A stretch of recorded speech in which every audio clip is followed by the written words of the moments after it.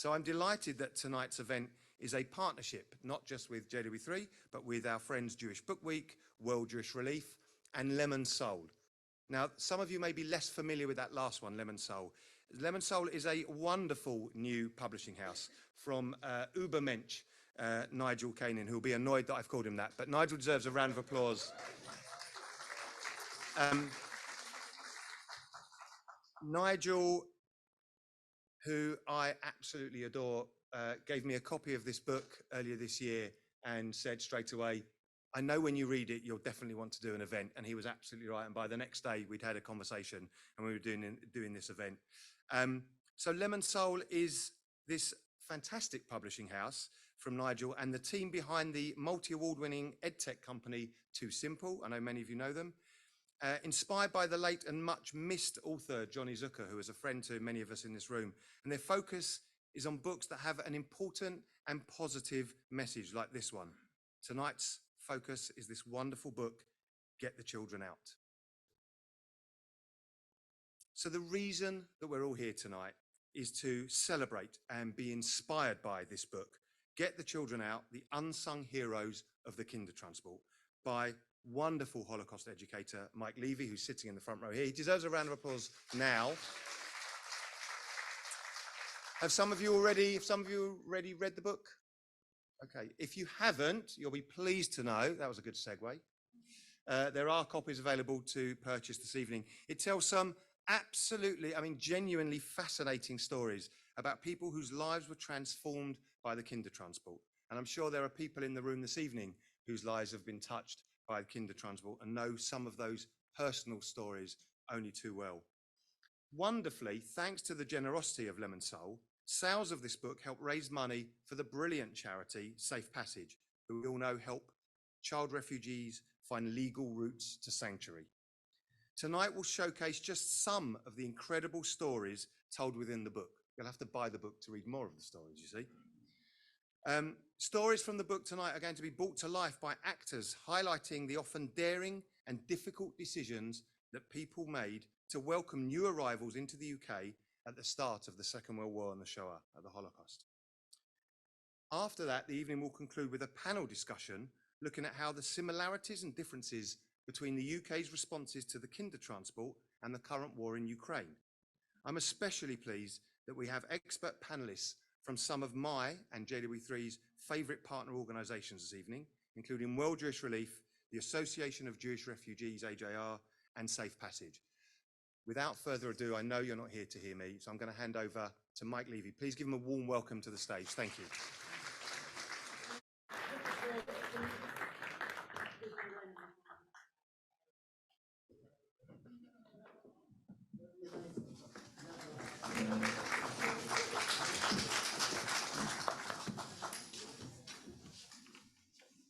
Thank you so much for those very kind words, none of which I wrote, actually. And it's also really nice to see such a large audience here, many of whom I don't know. So that makes a really nice change. So my name's Mike Levy. I have been for most of my life a teacher, educator, freelance journalist, author, man about town, the town being Leeds in Yorkshire, but now living in Cambridge. And it was doing some work in Cambridge about 20 years ago for the city council, who wanted the small Jewish community in the town to mark the first Holocaust Memorial Day in 2001. And they came to us and said, could we perhaps put on a program, this new kind of program called HMD, that would interest local schools? And the lot that fell to me was to engage with upper primary levels. Now that in 2001, engaging primary schools and primary school children in the Holocaust was something really quite unusual, quite new. We scratched our heads to work out how we could introduce this immense, troubling, terrifying topic to 10 and 11-year-olds. Some of us at the time said we shouldn't do it at all, that they should not be introduced to this subject. Others said, well, we've got to start somewhere. And then I started doing a little bit of digging around in the town where I lived in Cambridge and discovered this thing which I'd never heard of before called the Cambridge Refugee Committee. The Cambridge Refugee Committee had been set up in November 1938 by a lady who you'll be hearing from a little later. Her name was Greta Berghill. She was just a local lady who happened to be the wife of one of the academics in Cambridge. And she set up a refugee committee to start the process of welcoming children fleeing from the most terrible Nazi persecution, which really had two major focal points. One was the Anschluss, the invasion, the annexation, of Vienna by the Nazis in March 38. And that led almost immediately to widespread anti-Jewish, not just laws, but anti-Jewish behaviors, people being beaten up in the streets, elderly Jews having their beards shaved off, and so on. And then several months later, the well-known November pogrom, which many people still call Kristallnacht, the Night of Broken Glass. And those two events really set in motion the kind of response that British people in particular, it seems to me, are very good at. In other words, something terrible has happened. We must try and do something to rescue and save the people. And so they began really from March 38 onwards, a series of refugee committees set up by local volunteers, ordinary folk, men and women, sometimes schools, sometimes political parties, sometimes local church groups, sometimes synagogues, and so on, to work out what could be done. The point at which they began to do this work in April, May 38 was the very moment in which the British government under Neville Chamberlain decided to close its doors very tightly. From the summer of the spring and summer of 38 onwards, Britain introduced an extremely draconian visa system for people coming from Germany and Austria. It hadn't been there before. Before 38, you could come to Britain on more or less on the say-so of an immigration officer. But from 38 onwards, the doors were very, very firmly shut. And sometimes that background is forgotten in the whole kind of Kindertransport story. So really the 38 is a real turning point in the beginning of what was to become a major child rescue. And of course, the Kindertransport, German for children's transports, was just that. It was the transportation of children, just under 10,000 of them, the figures sometimes disputed by historians, but just under, or maybe slightly over 10,000, mostly Jewish, but 90% Jewish, 10% not. 10% of the Kinder were from what the Nazis regarded as having been racially Jewish, but perhaps had been practicing and baptized and practicing Christian worship for 2 or 3 generations. Didn't matter to the Nazis. But 10,000 children brought over on what was introduced in November 1938 by the British government as a visa waiver scheme. That's all the British government did. It was, you sometimes read in books, the British government brought in 10,000 children. They did not. The only thing the British government did, and I'm not saying it wasn't important, it was to waive that visa that they'd introduced a few months earlier. And they waived it under very specific circumstances. A, that children being brought in under this visa waiver scheme, it wasn't called that, but that's effectively what it was, had to be under the age of 17, had to not bring their families, their parents with them. They still were under the restrictions of the visa, and they had to be fully financed by voluntary bodies. The government made it very clear that these children were not to be supported financially by the British taxpayer. That was a red line. And the bodies that brought in the children and paid for them, like, for instance, the Central British Fund, whose ancestors are here under the guise of WJR, World Jewish Relief, stepped forward in a huge way to raise what they could, millions actually, even in 1938 standards, to finance the children to come here. But once they were here, the children had to be looked after by volunteers, by families. Families up and down the country, most of whom, the vast majority of whom, were not Jewish. And there are many reasons for that. Maybe we can go into that a bit later when we have our Q&A and so on. But the vast majority of the families that looked after or cared for the children were quite often practicing Christian families. So here I thought, when I started thinking about this book, is an amazing story, one which is a story about an enormous response to a crisis, the world of which we had not seen for centuries. At the time, I think the Times said that Kristallnacht was a level of brutality not seen since the Middle Ages. And people knew this. It was headline news for days in all the national newspapers. And Britons did what Britons do well, came forward voluntarily to say, these poor little mites needed looking after. We will open our doors and we'll open our synagogues and our churches and our hostels. We'll create hostels if necessary, and we'll provide a home, a refuge for them. When I started digging into the research, of course, I came across the name of Sir Nicholas Winton. Now, the subtitle of my book is Unsung Heroes, and I looked up the definition of a hero. And a hero is someone that has empathy and sympathy for others and goes out of their way to make them feel welcome and safe. One of the many definitions. That, of course, applied very much to Sir Nicholas Winton, as it did to Barbara, his daughter, Barbara Winton. And I learnt with huge tragic news yesterday that Barbara very sadly passed away yesterday at the age of 69. Barbara was a tremendous life force, someone who took on the mantle of her father's work with gusto, with energy, with vivacity. She was a fighter for justice, fighter for freedom. And I know that those of us who knew her and knew her well or didn't know her very well will know that she'll be very, very sadly missed. And so I just wanted to say a few words to her.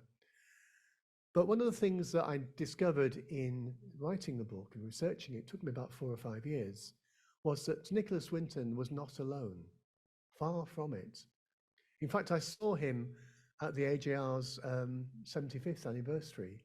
He was only 103 then, so he still had a few years to go. And I said, why do you think your name is known when other people like you have been forgotten? He said, easy, I've outlived everybody else. Very unassuming, self-effacing man. I also discovered that Sir Nicholas Winton was responsible only for the rescue of children from Czechoslovakia, from Prague. That amounted to about 669 children. Who rescued the other 9,000? That was the basis of my book. And who were these forgotten figures who both got the children out of Germany and Austria and Czech? And once they were here, who were the heroes, these unsung heroes, who looked after their welfare once they were here? I could talk about these people from the book, but I thought it best if we could do our best through the magic of drama to try and bring some of them alive. So let us hear now from some of the unsung heroes that I feature in the book.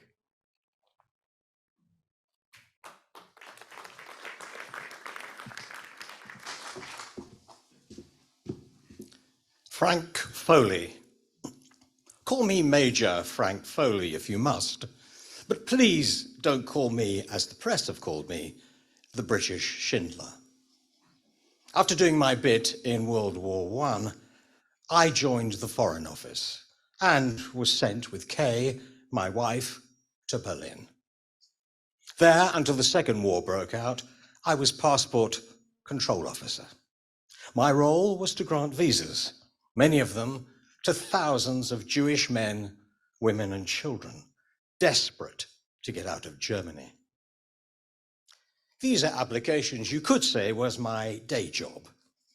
Being at the British legation, my fluent German, and yes, an unassuming manner, meant I was ideally placed to serve as an officer for MI6. Passport officer and spy. It was a busy life in Berlin.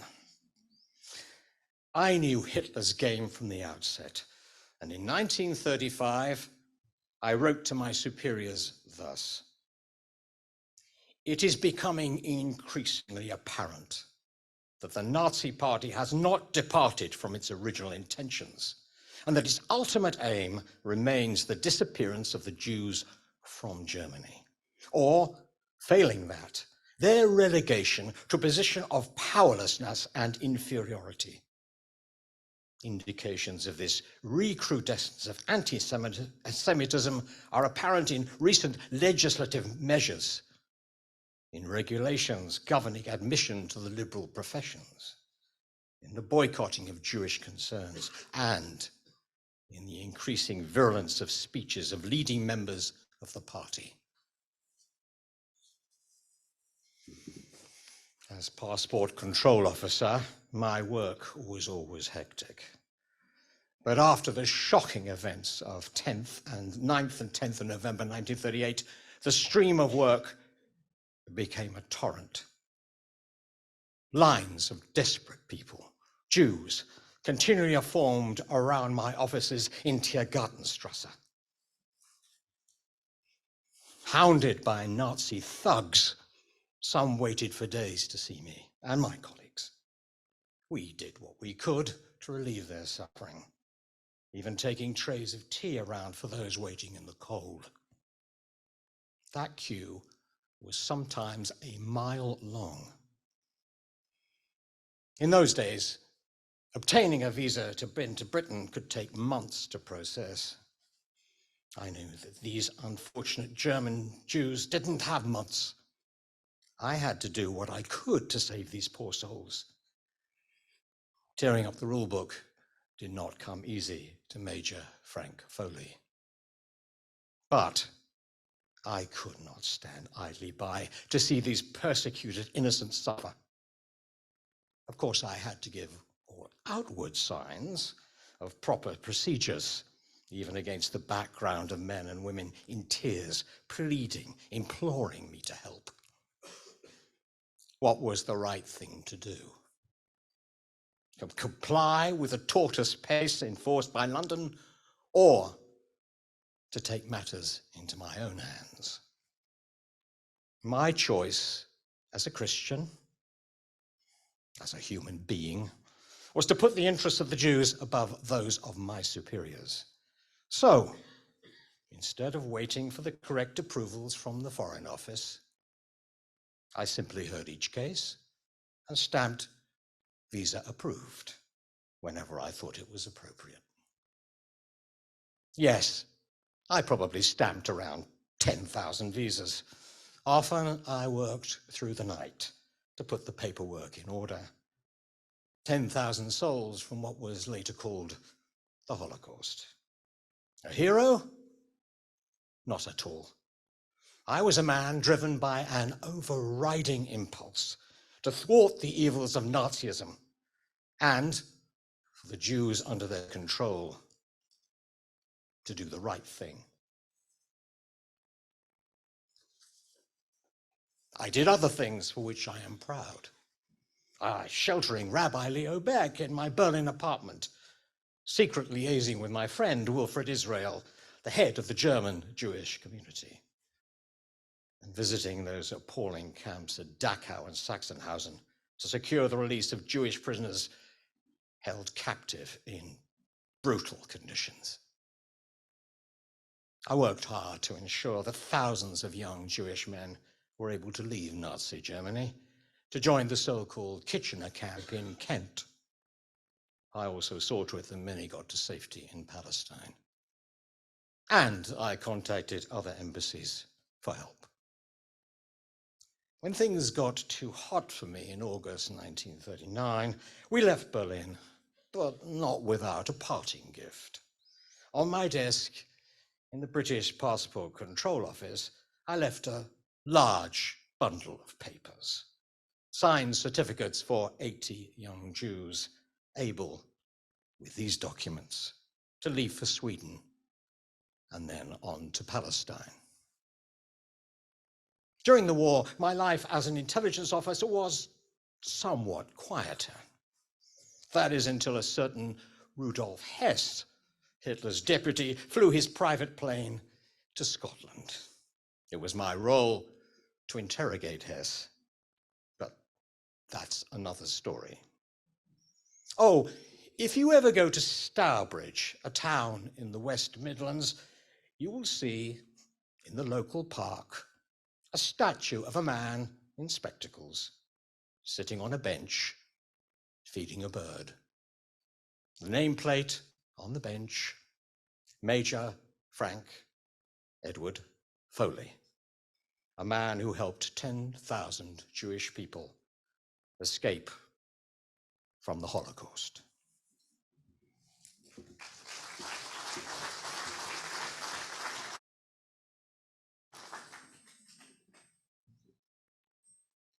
Hannah Kaminsky is the young woman I have sculpted. Those were the words of my spiritual mother, my mentor, my life changer, Berta Papen.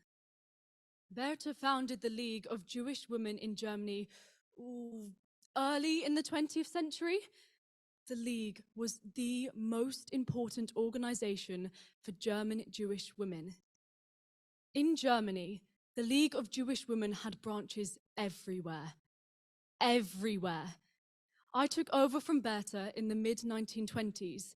Mid-20s, that was my age too. And I stayed in charge until the League was closed down by the Nazis in 1938. All my life I had been a feminist, a fighter for women's rights, and usually at odds with the German Jewish establishment, run by men, for men, in my opinion. The Kindertransport. Oh yes, this was one of my biggest responsibilities. After the pogrom in November, Kristallnacht, our offices, the League of Jewish Women, were inundated with desperate parents begging us to get their children on the transport list, on the transport to England. It was heartbreaking to see these bereft mothers and fathers willing to send their little children, some as young as 3 or 4, away to a foreign country, into the arms of strangers. My team in Berlin worked hard to make sure all the paperwork demanded by the Nazis and the British government were in order. My background in social welfare and my passion for neat organization allowed us to get over 9,000 out of Germany and Austria. But my responsibility didn't stop there. Oh no. How could I let those poor children travel by train and ship to London without someone to care for them, to calm their tears, to hold their little hands, to stand up for them when the SS brutes got on the train at the border, wanting to frighten them, demanding to see the contents of their little suitcases, hunting for gold, thirsty to humiliate the mites. So, I traveled with them as a chaperone. Fräulein Hannah was always there to sit with them in the train carriages, to tuck them into bed on their sea journey to Harwich. I wasn't alone, of course. With the others, I was offered a visa to stay in Britain, to be safe from the Nazi hand of death. But how could I leave the little ones behind? I said no. My work is not done here. Oh, and my sister and parents who had escaped to Switzerland also begged me to join them. No, I said no. Here I am needed. And so I stayed. And when war broke out, there was no way to leave. Fräulein Hannah headed the main Jewish welfare organization, still allowed to operate in Germany. We worked night and day to do what little we could to tend to the Jews in Germany, impoverished by Nazi decree, sick and old, young and healthy, all needed our help. One by one, our wonderful colleagues, men and women, were taken away to the east. But I knew that my work had to continue. I eventually became head of the welfare department of the Jewish self-help organization, the Reich Vereinigung. There were 4 of us in charge: Cora Bellina, Hildegard Bohm, Paula First, and I. We were known as the women of the Reich Vereinigung. More like family than friends or colleagues. Paula was my life partner. When she was taken, I was inconsolable with grief. But I knew I had to continue.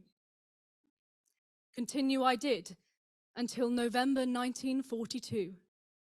Then I too was taken away to the east, to Auschwitz, where I joined my people, joined each of the women of the Reich Vereinigung, joined their fate. I never lost my faith. I always remember going to the synagogue in Berlin to hear sermons of Rabbi Leo Bayek, later a very good friend. When I was taken away, Rabbi Leo wrote these words about me. Fräulein Hannah will be missed by all of us.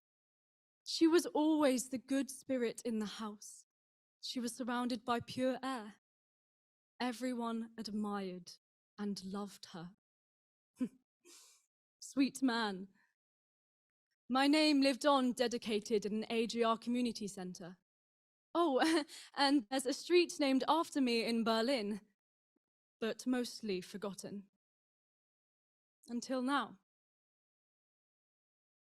Don't forget me.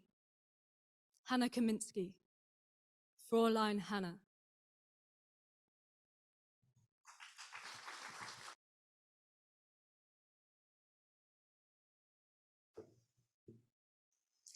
My name is Greta Berkhill. I started and led the Cambridge Children's Refugee Committee late in 1938. It was a rush job. The rush started in November 38. The news of that terrible night went through Britain like a sort of electric current. Every little town and every village said, "We must save the children." People who would not have thought of the Nazis or anything else, when they heard about this murder and burnings, this was the reaction. We must save the children. Of course, we were early on the scene. I started it and I got Sybil Hutton to join me. She was the wife of Professor Robert Hutton. Charming man. And she, Sybil, was a tireless worker for the children. I can see her now on her little motorbike, buzzing around Cambridge to visit the children. Make sure they were happy. All sorts of people joined us, like Mrs. Eva Hartree. She had been mayor of Cambridge, you know. And there was a Miss Sturge. She was a very good old-fashioned Quaker. We made 2 promises: that we would bring up the child in the faith of its father and mother, and that we would reunite the families as soon as possible. And we kept to that as much as we could. Sadly, so few of the children could reunite with their parents. Foster homes? Oh, we were in luck in Cambridge. I went around the town with lots of pretty photographs, and wherever I met a friend, I would say, "Wouldn't you like a nice refugee child?" But if the child wasn't happy, and our instincts were good, then we would move the child without delay. I don't know where I found the time. I spent the mornings as a Red Cross lady and the afternoons as a refugee worker. And in between, I looked after my family. My husband said, with all those refugees to look after, at least you won't spoil your own children. I was really mainly interested in the children, but I got involved in absolutely everything. But education was my priority. They left that to me. I got the children into the best schools in Cambridge because I knew that education was their ticket to freedom. Did the refugees fit in? Oh yes, for the most part. Jesus College gave us a very large house in Hills Road. I don't think we paid any rent. It had a canteen, and we had reading rooms, and on the top floor were our offices, and they could have dances there. We were very keen to get the English people to come and visit the refugee children and invite them out and make the social contact, which was really very important. Of course, there were those refugees who wanted to forget all about the past and start a new life. But there were others who could not forget and who could not settle in the sort of way, the British way at all. Poor dears. We never thought that we would have them for 8, 10 years, or even forever. We simply thought it was a means of helping the parents. The parents showed a fantastic confidence in complete strangers, people not of their religion, entrusting their children to us. I had 2,000 children go through my hands. I think the refugee children was the most satisfying work I ever did. Why? Because on the whole, they were such marvelous children. Were the English families kind? Oh, yes. In fact, it was very touching. A foster mother might say to me, "Poor little Hans has no parents in this country, so we must do our very best for him, even though he's an absolute little horror." It was fantastic work.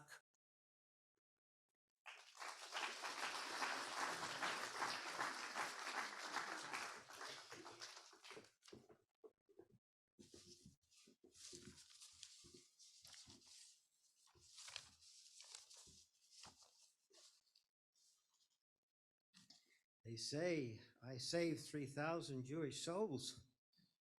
3,000 from the clutches of the Nazis. 3,000? Maybe more, maybe less. They say, "Rabbi Schoenfeld, aren't you pleased you saved so many?" Pleased? No. I should have saved more. I should have saved more. Rabbi Solomon Schoenfeld, Solly to his close friends, the Rav to his congregation, Londoner, tall, blue eyes, very orthodox, a man with a mission, pikuach nefesh, a duty to save a person's life, pikuach nefesh. That duty burned within Rabbi Solomon Schoenfeld. My name is Susanna Schmeigler. I came to England from Germany on 10th November 1938, the day of Kristallnacht, the mass pogrom against the Jews. I was lucky, got out just before that dreadful day. I went to see Rabbi Schoenfeld in his home in North London. I wanted to ask him how I could now live my life. He was reading the newspaper. The pogrom was all over the front pages. He was stricken, pale.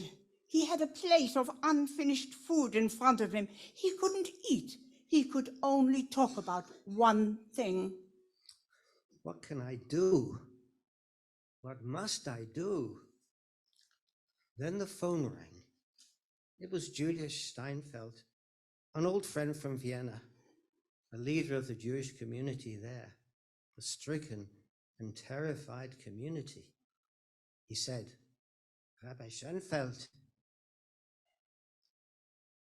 we have hundreds of Jewish children here in Vienna, orphans, their parents killed in the pogrom or sent away to camps. Please help. Help in any way you can. It's most urgent. Help the children. Their fathers have been arrested, their mothers in hiding, their cheder, their shul, their school destroyed. Help us, Rabbi Schoenfeld. How could I rest? Jewish children in danger. I had to do something. I went directly to the Home Office. That was my way. Don't wait for committees. Don't wait for protocol. Knock on any door for help. I badgered a contact in the Home Office. Rabbi Schoenfeld, we are aware of the terrible things happening to Jews in Germany, but we are unable to do anything. Domestic affair, I'm afraid. Sir, I need 300 visas. 300 children? How? Where? Who will pay for their keep? How will they get to London? I have 2 Jewish schools in London. Both are empty. It was the Hanukkah holidays at the time. I will fill the buildings with camp beds. There's easily room for 250. And the other 50? Where will they stay? Oh, easy. They will stay in our house. We have a large house, and my mother would be only too happy to look after the poor little mites. And so I called on my friend in Vienna, draw up a list of 300 children, send me the names, and my friends to the Home Office will prepare visas for them. So the names were sent to London within a day. My friend at the Home Office stayed up until past midnight to process the names and prepare special entry papers. Next morning, I went to the Home Office, collected the documents, posted them to Vienna, and within days, those 300 children were on a train to London. He did everything. Dealt with the Nazis, organized the trains, organized adults to accompany the frightened children on their journey to England. In the meantime, the rabbi told a team of volunteers to go house to house. Tell them, each house with a mezuzah. Tell them we need beds, we need clothes for the children, we need food, and we need money. Go tell them. Of course, we'll give what we can. How can we say no to Rabbi Schoenfeld? You couldn't say no to him. No was not in his vocabulary. And they came. Orthodox children from Vienna, 300 of them, some strapping teenagers, others tiny tots, alone, adrift, terrified. But Solly Schoenfeld took them in as a father, a loving father. This was just the beginning. 700 children came on the rabbi's personal Kindertransport.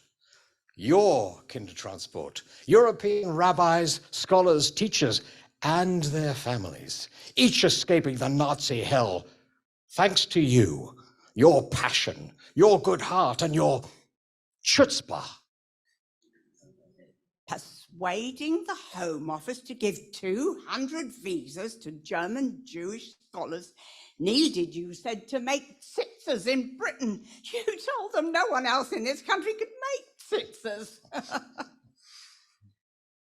And after the war was won, and the Jewish world in Europe in ruins, I organized a fleet of mobile synagogues to go around the continent bringing food, clothes, medicines, and Torah to the desperate survivors.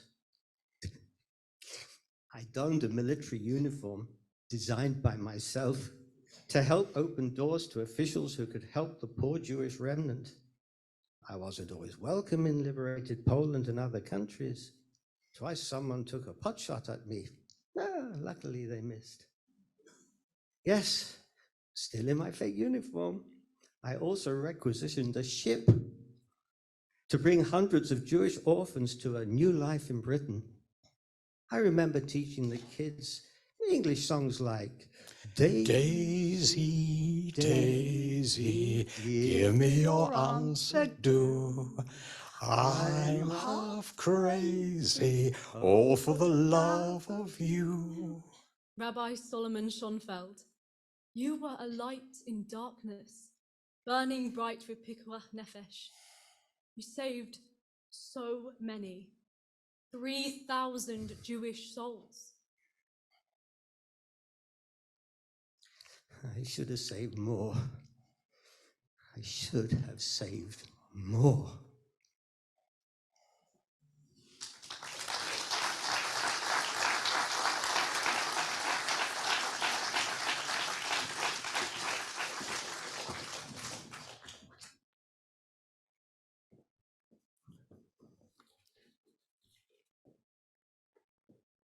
So I'd like to say a special thanks to our 4 actors who did a magnificent job, I thought, today. Thank you. They're all members of our Beth Shalom Reform Synagogue drama group in Cambridge. And thank you so much again, Paul and Rebecca and Eva and Laurie, for helping to bring some of our unsung heroes to life tonight. And of course, in the book, there are many more. But now is the time, I think, to think both of the past and the present. And I'd like to call on the members of the panel to take their seats. We'll have a panel discussion in which you, the audience, are very welcome to ask questions and to give comments and so on. But our aim now is to think both of the past, but most importantly, perhaps, of what the past tells us about the present. So if I could call on our panel members to take the white seats. Thank you.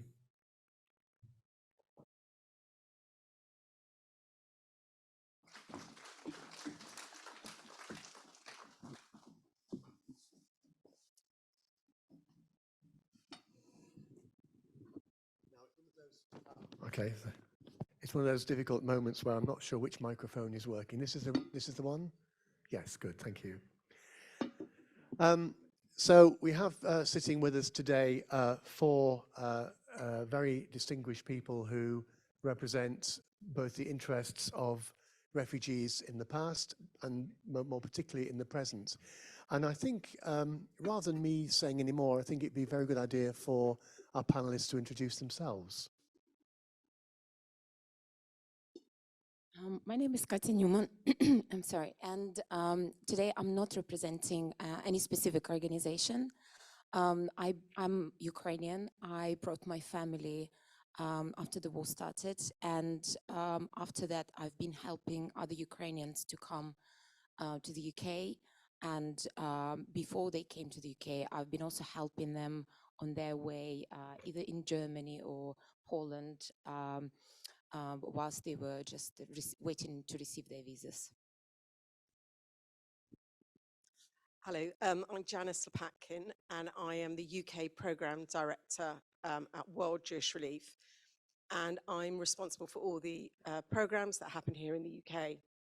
Our largest programme is supporting refugees into employment, and we do that across the UK and for all refugees. So people who've come through the asylum system, Afghan nationals, and now Ukrainian nationals as well. We also run a very small programme, which is part of the Homes for Ukraine programme that the government is running. And I'm pleased to say that Katya has actually supported us on that as well. So that's a small part of what we do. Thanks. Let's see if this one works. Yes, it does. I'm Beth Gardner-Smith. I run an organisation called Safe Passage International, and we've helped over 3,000 unaccompanied children come safely to the UK since when we started in 2016. And essentially what we do is provide legal advice and representation to families, mostly who are trying to reunite, and unaccompanied children who are stranded in Europe in the most cases, often in camps, often found in informal settings and referred to us, but have family here in the UK, and we help them access a safe route to do so. And we also now run a small project in Poland that's assisting refugees fleeing Ukraine to access some of the safe routes that have been set up by the UK government to come to the UK. Hello, I'm Michael Newman. I'm the Chief Executive of the Association of Jewish Refugees, the AJR, and we represent and support Holocaust refugees and survivors. We predominantly is looking after the social welfare interests of them, and in some cases their children. The AJR is also the largest national dedicated sponsor and benefactor of Holocaust education programs and projects in the UK. And we are developing services and activities for the next generations because we're very keen to reinvigorate our membership and to continue the legacy of the refugees who came to Britain. Thank you for that. Now, of course, we're living in very, very troubled times, as people in the 1930s were. It's always difficult to make historical comparisons because things are never quite the same between then and now, whenever the then and now is. But I wondered what our panelists thought about whether they could see any parallels in what happened in 1938 in the aftermath of the Kristallnacht pogroms and what we are seeing today in terms of the war in Ukraine. Do you see any comparisons, any parallels? I could see human response. First of all, when I was helping my family to come here, many people, my friends, my colleagues, my people like even like in different countries, they've been trying to help.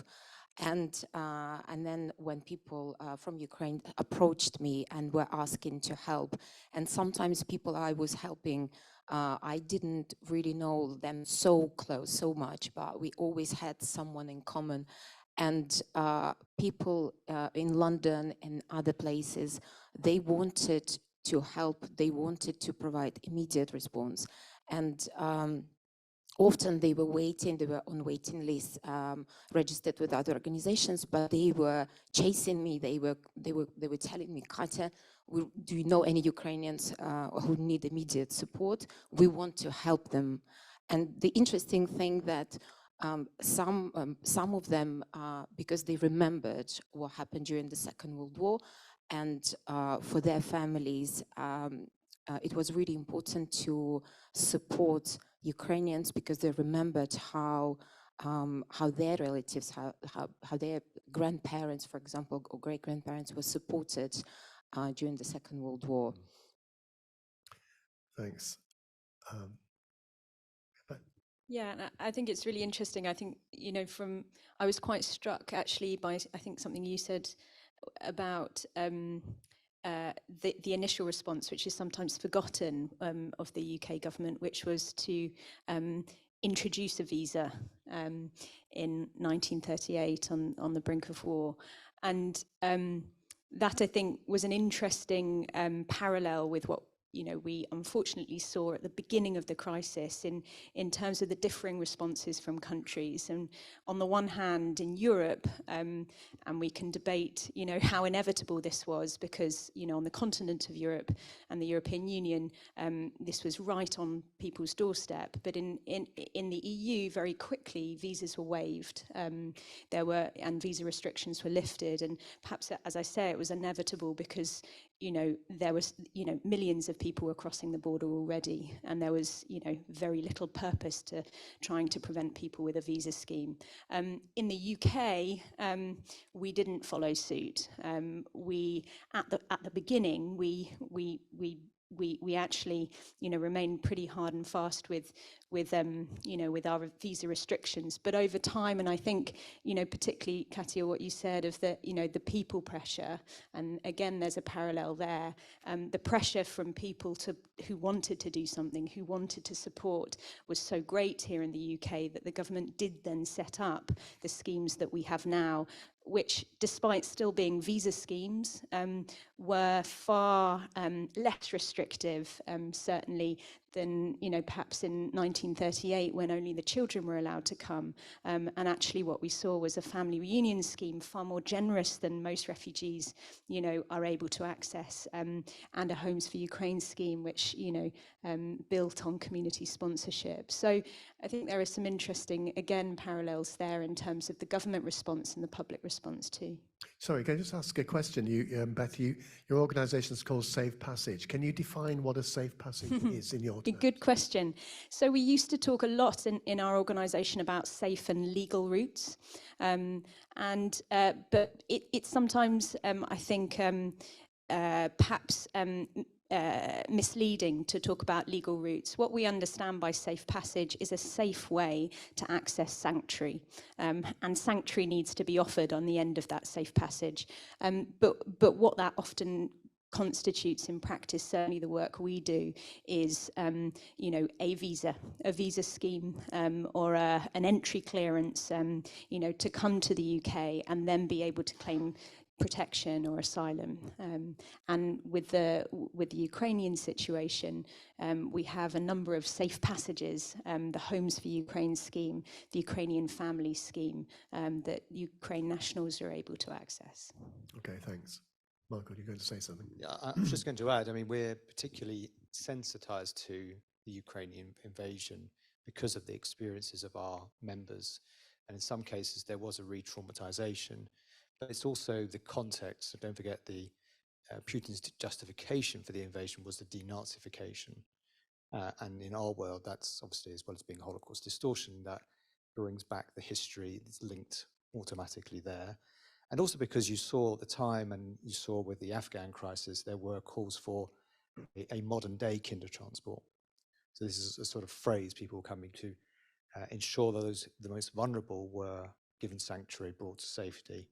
And so people discussing whether there were ways to recreate a scheme for today to enable those at the highest risk to be able to be brought out of harm's way. Some people say that the voluntary response in 38 was kind of more generous than it is today. Is that your experience? I mean, not going back to 38, but do you, is there a sense in which the British response has been not generous or could be more generous? Well, of the Homes for Ukraine scheme, there's no limit on numbers. So that's something that is completely different. So I think 130,000 people are here, and there's no sense that there'll be any limit on that. Also, local authorities are given funding for each person that goes into that local authority. So there is funding available. There's always more that can be done. And I think the people that have volunteered to open up their homes has been absolutely overwhelming and really quite incredible. And I would say at World Jewish Leave, we were definitely overwhelmed by the response of the Jewish community, which has been really incredible. And I think people are driven by our experience as having a refugee experience to want to do something in these circumstances. And so I think it has been different, but there will obviously be similarities because, people are offering their homes, they're offering support. But I think life is quite complicated now. Internet communications, how people find that sanctuary is also really important. But I was struck by seeing, the sort of the volunteer-led community in Cambridge. We are seeing that now in many places. But I think the government is sensitive to the fact that people do need support. We think they need more support and rebuilding their lives now, which is something we're keen to be part of. Amazing. Sorry, Bethy, do you want to say something? Yeah, I mean, I couldn't speak to 38, but I mean, certainly, I think Janice can speak more to this, but I do think the public response has been quite overwhelming. And 130,000 people who've been brought through the Homes for Ukraine scheme, and I know that we were inundated by people, asking how they could help and how they could, registering their names for the Homes for Ukraine scheme far before it was set up and fully established.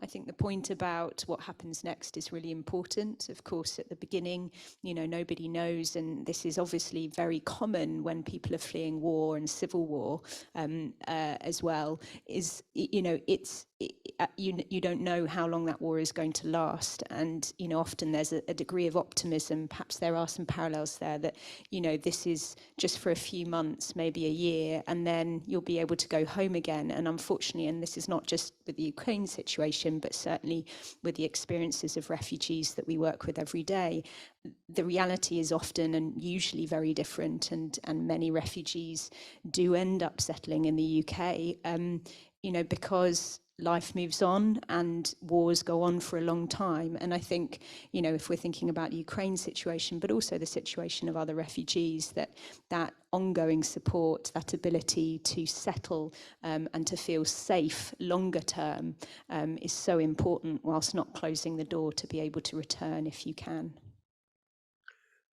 Sorry, Michael. Yeah, I mean, it's also the context. I mean, when the refugees arrived, for example, they were assisted and they were given a booklet of how to behave in Britain and guidance for living here, but it was called While You Are in Britain. And so there was a sense of it being temporary. And I think this is another thing where there could be a longer term, there may well be, and there's a need. In the end, this happened with the Jewish refugees from Central Europe. They remained, but at the time, the context was this is something not long lasting. And the other thing is, and again, it's a kind of an obvious point, but we are presented with sanitized versions, sanitized histories. And so we talk about those stories where people have gone on and done well, or succeeded, or re-established, or rebuilt their lives. And what is less talked about are the unhappy experiences, including from the Kindertransport. And so we're presented with stories of hostels, and the pictures you see are of smiling, healthy, happy children. But when they were placed in homes, they were not so happy experiences, in some cases, not so happy experiences.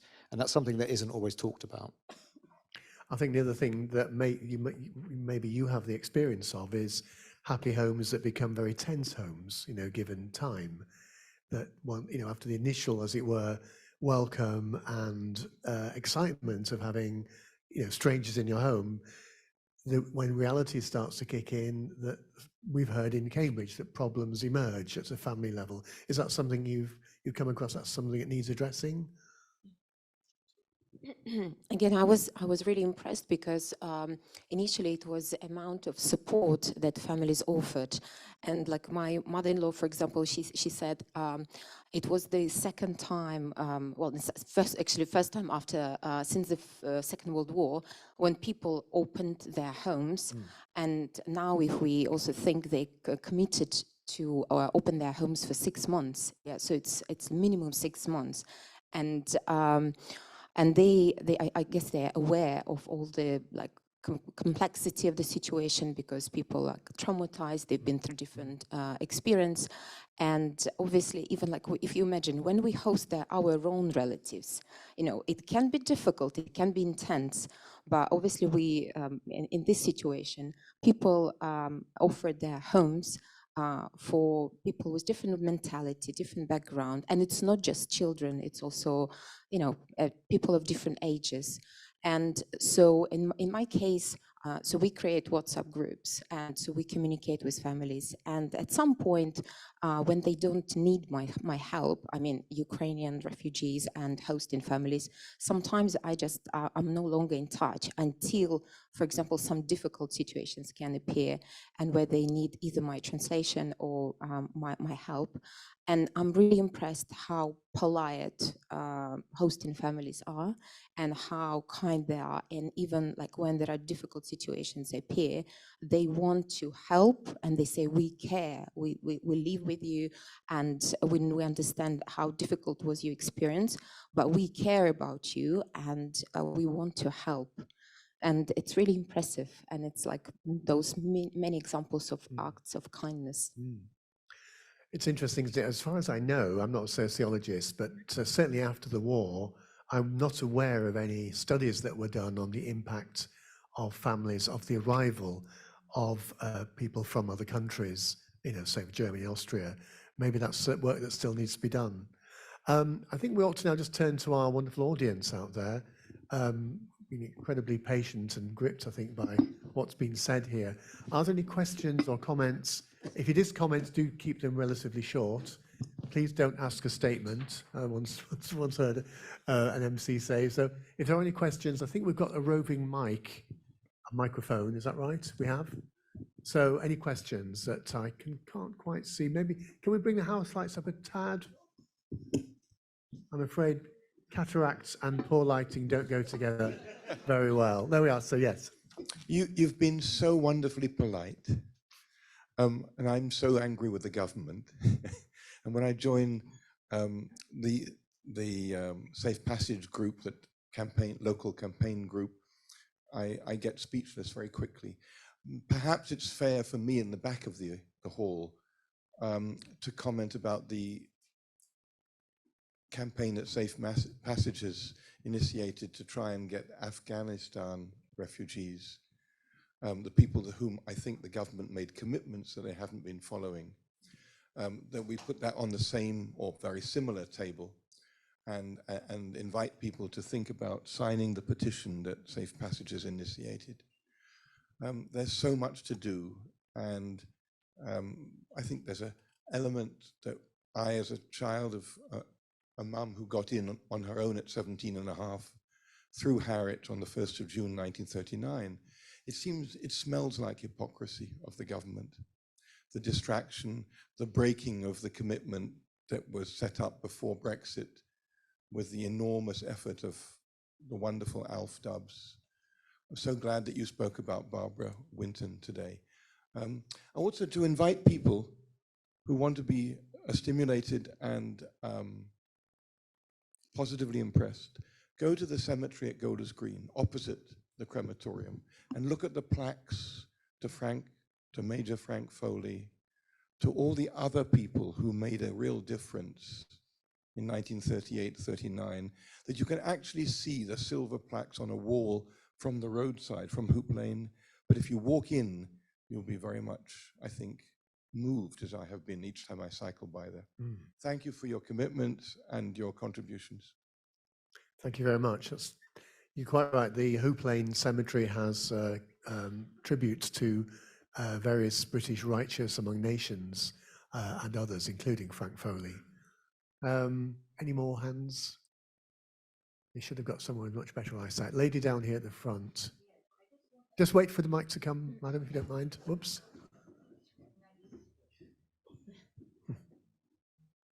Thank you. I just want to ask the gentleman who was just talking, I would be willing to sign that if you have something, a paper here that I could sign now.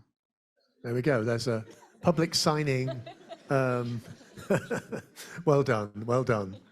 Any questions, any thoughts, any comments for our panelists? The sort of gentleman there in the fifth row or so in the middle. Might be next. That's fine. Thank you. You touched earlier on the percentage of families or non-Jewish families and Jewish families that looked after children, Kindertransport during the war. What was the proportion, or you? I don't think anyone's done any research. It's very difficult to know. But the issue was that the children who came into London were very quickly evacuated, as all children were, out into the countryside. So although they may have begun with Jewish families, they were quickly thrown into all sorts of village and town life that were alien to both sides. So it's impossible to know, but probably if you were to ask me to give a kind of educated guess, I would say that probably 90% of the children were raised in non-Jewish or fostered by non-Jewish families. So if I could just finish off, so when you say 90%, and even if you were perhaps wrong, obviously you're still talking 60, 70, 80%, why was it so? I mean... It's a good question. Partly, I think the answer is there were not that many Jews in evacuated areas. For instance, the whole of Norfolk, Suffolk, Cambridgeshire, Lincolnshire. These are the sort of places that the children were sent, north of Scotland, Northern Ireland, and so on. So it was where they were sent to where Jewish families were not. They tended to be in the big cities, which had been evacuated. That's one reason, but there are probably others as well.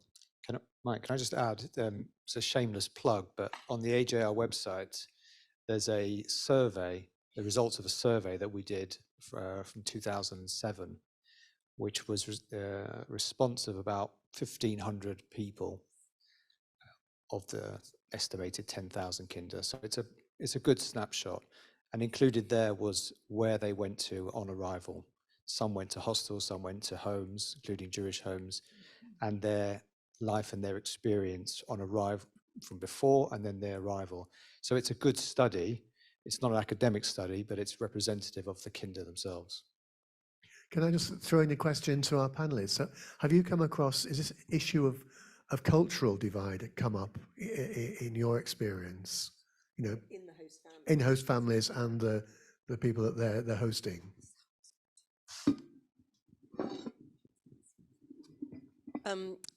One thing that we do is we will always do training for hosts, and we do it with another organisation called Reset, who will actually train hosts and support them in how to be a host family.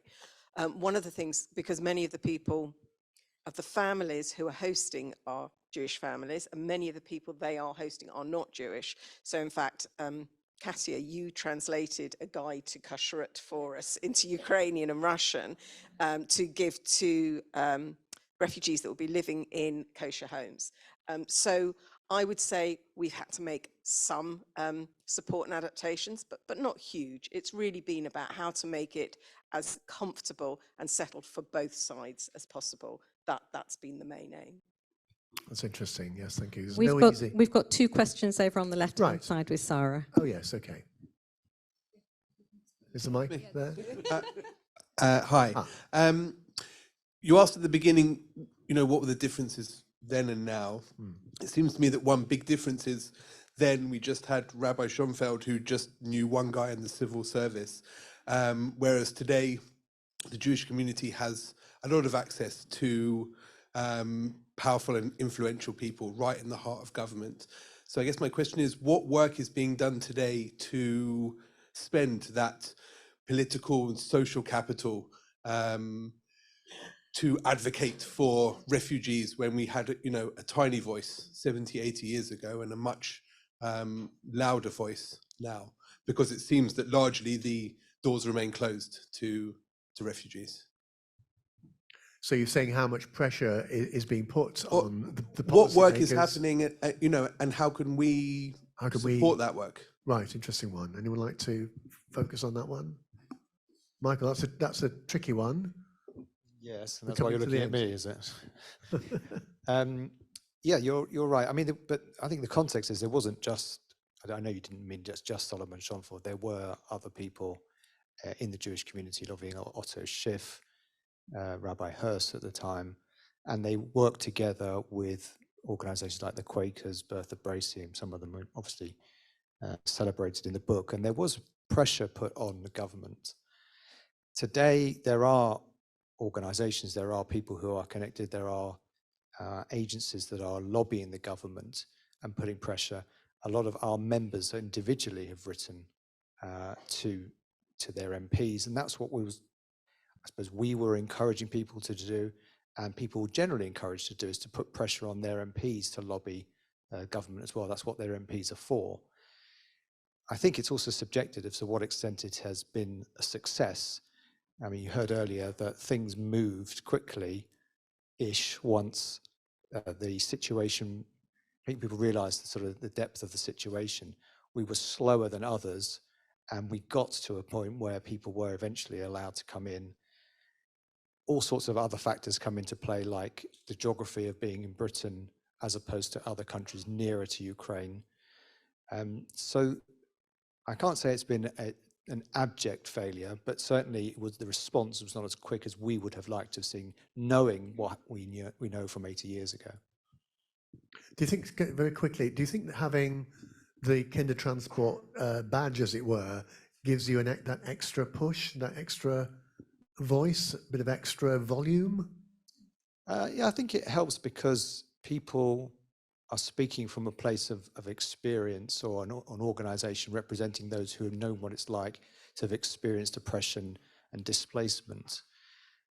You would like to think that you wouldn't have to play that card because it is what it is anyway. But certainly there's a sort of moral position to be in if somebody who came on the Kindertransport writes to their MP or the Home Secretary. You would like to think that that would move them sufficiently to do something about it.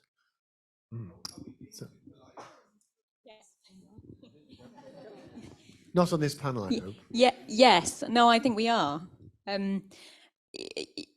As Michael said, I mean, things moved, and I said that, they moved a lot quicker than we've seen, certainly in other crises. But they could have moved faster. I mean, I'll give you an example. At the beginning, and obviously these things are complicated, but sometimes things appear more complicated than they need to be. So, we started getting a lot of responses of families where an unaccompanied child was trying to come to the UK, had often, because there was confusion at first on who qualified for these schemes, had often started out the journey, left their parents behind, were somewhere in Ukraine or in Poland or on the border. But there was a complete failure at a bureaucratic level to decide what to do with these children. Many of the visas were in the system. We eventually found this was affecting over 1,000 children, and it took months of advocacy. It took months of knocking on the door, banging on the door, to say, look, there's a problem here that needs to be sorted out, and it's partially created by the confusion, that you've caused. And eventually it did, but it took a lot of advocacy from a lot of individuals and a lot of, organisations to convince the government, firstly, that something needed to be done, and then work with them exactly what could be done. And on the one hand, things are complicated. We know that there were stories, of the Kindertransport where unaccompanied children came and had terrible experiences. That, the Home Office didn't want to repeat that. On the other hand, it shouldn't take months to sort out a situation like that. And I think we could all do with being less polite and being more assertive in terms of, of pushing to get things done when they shouldn't be so complicated. Yeah. Sorry, Katya, yes. So I can relate to that. So we still have one case where the family initially, a father and a daughter applied in May. So she was under 18, and then they were not getting any response, not refusal, like no visa, no nothing. And then there was another scheme launched for those under 18. And then they applied again. This girl from Kharkiv, so she applied again independently. And it sounds like there's been some small movement, and again some pressure put from MPs and everything, but we're still waiting. So from May, and this is from Kharkiv, the city that has been under constant attack. But small changes are happening. Yes, sometimes people cannot wait for so long. But I would like also to bring some positivity, because initially I brought my family, my mom and my grandma, who is a 90-year-old Holocaust survivor. And yes, we speculated a little bit with Holocaust survivor, 90-year-old, because initially there was only family visa launched. And so they were stuck in Poland, after, again, they're also from Kharkiv. They also experienced shellings and everything. And because of all the articles and interviews, and my husband is here, so he was a star, so he was raising this issue, and he was talking about how these people who were traumatized with this experience, how long they should wait, and why they should wait, and why it should be so complicated. But then within a few days, I think it was like 3 or 4 days, things changed. And so initially they were supposed to go to visa application center, And after all the attention and pressure that were put, again, within the Jewish community, and not just Jewish people, but so there were changes made, and people didn't have to go to this application center. And I think it was a huge and positive change that people could apply online, that people didn't need to go back to the application center as long as they had international passports, and they could receive an email, just saying that you can now travel, and so the system was changed. So yeah, there were some changes, but it takes time because it's been how many months now? So nearly 7 months. And that's an example, of how things can be made flexible, can move quickly, and make a positive difference. And actually, if you contrast that to the situation with Afghan refugees currently, we're working with lots of Afghans who are still stuck in Afghanistan. Many of them are children who were separated during the chaos of the evacuation last year. Some separated from family members who got on a plane and got to the UK. Unaccompanied children now in Afghanistan, and there's no flexibility in the way that their visas need to be processed. They have to submit biometric information before being approved a visa. Unlike Ukrainian nationals who have thankfully been granted the ability to come and submit their information online. And you see the difference there. And part of that, I think, was the pressure that was put on at the time, the public response, the overwhelming pressure to get it sorted and to not create barriers that were unnecessary in a time of war. But it shows the potential, but also the injustice of what's going on. But in the situation of Afghan refugees and obviously many others. We're just about out of time. Microphones in the middle of the audience. We'll take that one last question. Before that, I just wanted to share 2 comments from Zoom. One is that one difference between the Kindertransport and now is that a £50 bond per child had to be paid in 1938. And the second was asking, but we know the answer, that whether we did enough, Anglo Jury did enough in that time and for the Kindertransport, whether we could have done more. I'm not expecting those to be answered, but I did want to share them. If we take the question from the center of the audience with the microphone, and then we'll have to end. Thank you. Добрый вечер. Кать, ты мне поможешь? I will translate. Меня зовут Елена Кравченко, я из Украины, город Днепр. My name is Lena Kravchenko, and I'm from Ukraine. I'm from Dnipro. Сегодня символично, я здесь уже 2 недели. It's been 2 weeks since I came here. Встреча Kindertransport и переезд моей семьи, как-то сегодня встреча очень символичная. And it's quite meaningful and symbolic for my family because I came here with my family, and to attend today's event is quite meaningful and important.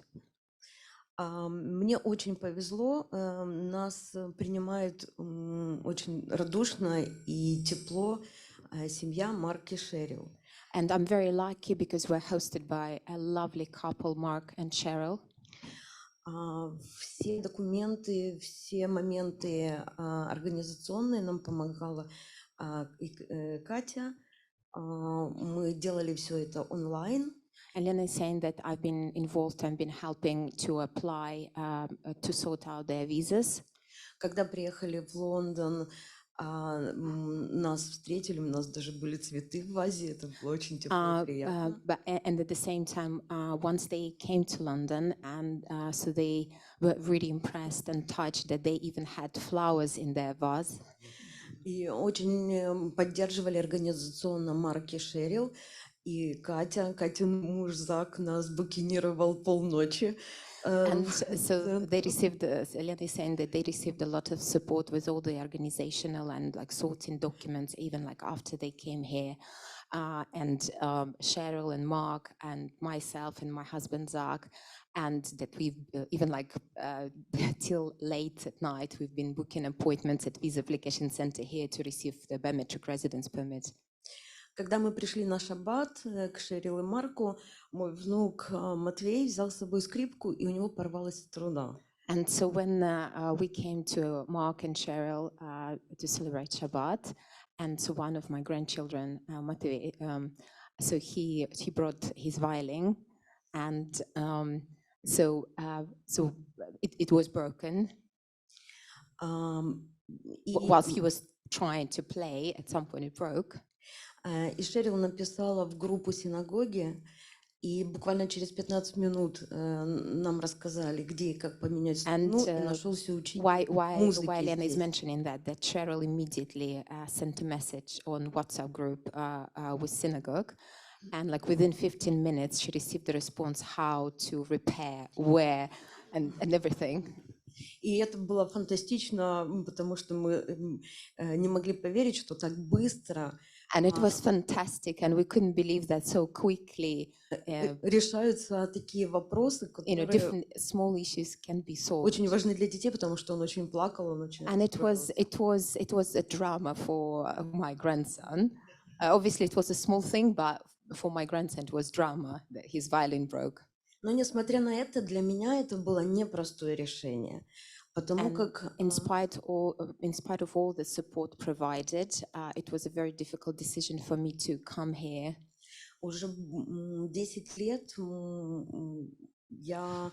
моя организация в Украине реализует проект всемирной еврейской помощи, который Because I've been committed and I've been working for the last 10 years for the NGO supported by World Jewish Relief and implemented various projects.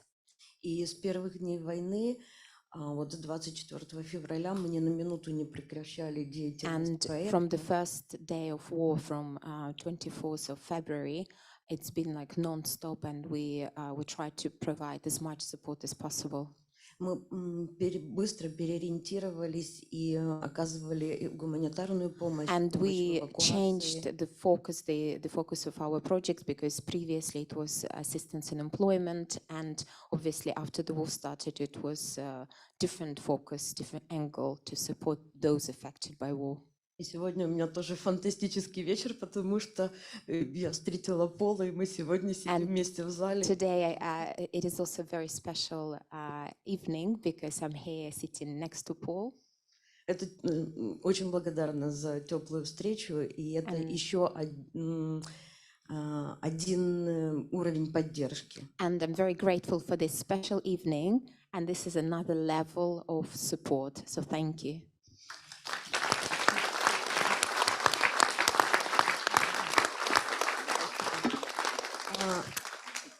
И для меня это тоже новый опыт, потому что важно понимать, как люди чувствуют себя в роли беженца, что они испытывают, какие проходят этапы. И для меня это тоже будет очень важно в моей работе и далее в работе с людьми в Украине. Just last sentence there, it's really also important for me to understand the experience as a refugee, what people are going through, because if I've been through this, I can understand better those who are in a similar place, and I would be able to help better. Okay, so I just want to say thank you so much to, I guess, everybody here. Thank you so much for coming to listen to and to learn tonight. And Mike, it's just brilliant as well. The reason that we try and publish and we're trying to do what we can with this book is because I was just so inspired hearing Mike talk about Rabbi Schoenfeld and how he just went for it. He just was audacious, and he didn't want to hear a no, and he didn't want to say it. So, and I thought that spirit just came through in Mike. I thought it was just so important to do what we can to allow some of these stories to live on. And I hope that this evening has been meaningful to Mara and Isabel. Thank you so much, and Judy and everyone at JW3 for putting this together. It's just really, really fantastic. And yeah, and as Raymond said at the start, you know, this is Lemon Soul is in the spirit of Johnny Zucker, who breathed a love for reading and writing and celebrating fantastic attempts to get children immersed in writing. And we just felt, and Fiona felt when sort of hearing this, that this was a fitting book for us to start with and to do, and hopefully we'll follow with more. And I think that's really all. I mean, please drink the wine that's next door. There's hopefully enough left for all of you. You're all welcome. I hope that you meet interesting people here, and that, of course, Isabel's got the books there for you to please take away with you. And I think that's really awesome. Thank you so much to the panel. It's really interesting. Katy, you're going to say something? Go on. If you allow, just one quote, but very special, because when sometimes people ask, like, why some people are willing to help, like considering the circumstances and everything, one final quote explaining why people were helping and can help. So this is the quote by Queen Elizabeth II. On our own, we cannot end wars or wipe out injustice, but the cumulative impact of thousands of small acts of goodness can be bigger than we can imagine. Oh, thank you. Thank you so much for a very thought-provoking evening.